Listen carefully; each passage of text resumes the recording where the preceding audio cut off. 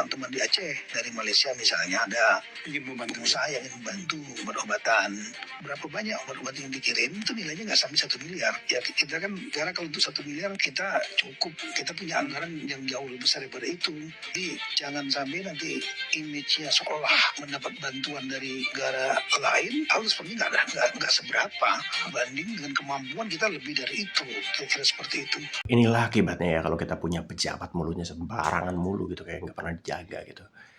Padahal mereka kan pejabat publik, ucapannya itu merepresentasikan negara gitu, apalagi dia hubungannya tentang bilateral, Pak Tito ini. Dia tuh jabatannya tentang bilateral gitu.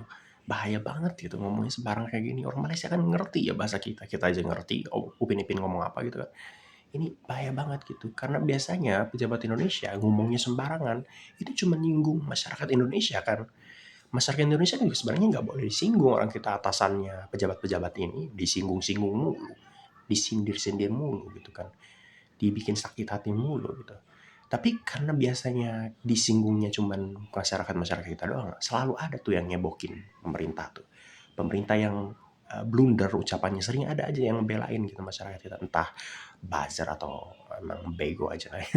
Tapi sekarang tuh masalahnya adalah orang luar negeri, mereka nggak peduli sama politik kita. Mereka pasti ngedenger yang kayak gitu, minimalnya sesedikitnya marah atau marah banget malah gitu.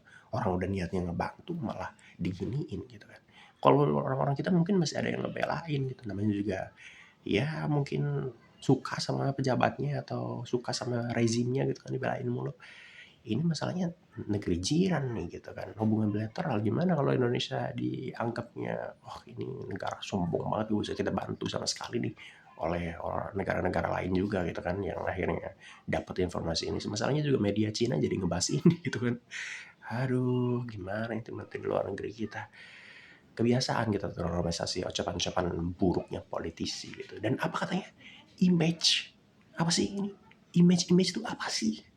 Ini kan lagi ngomongin bencana di Sumatera gitu. Orang meninggal gara-gara bantuan datangnya terlambat, ada yang meninggal gitu. Dan pemerintah ngomongin tentang image. Jadi selama ini bantuan dijaga itu biar image-nya kita cuman dibantu oleh pemerintah sendiri. Buat apa sih? Buat apa? Pemilu masih lama, kenapa harus dijagain gitu image-nya? Jadi selama ini cuman image, dan Australia itu dipakai argumen doang gitu. Karena kan nggak semua negara punya niat buruk kayak negara-negara yang mungkin transaksional bantuannya gitu, dan kita ngecap semua negara jadi transaksional mulu gitu. Apa image.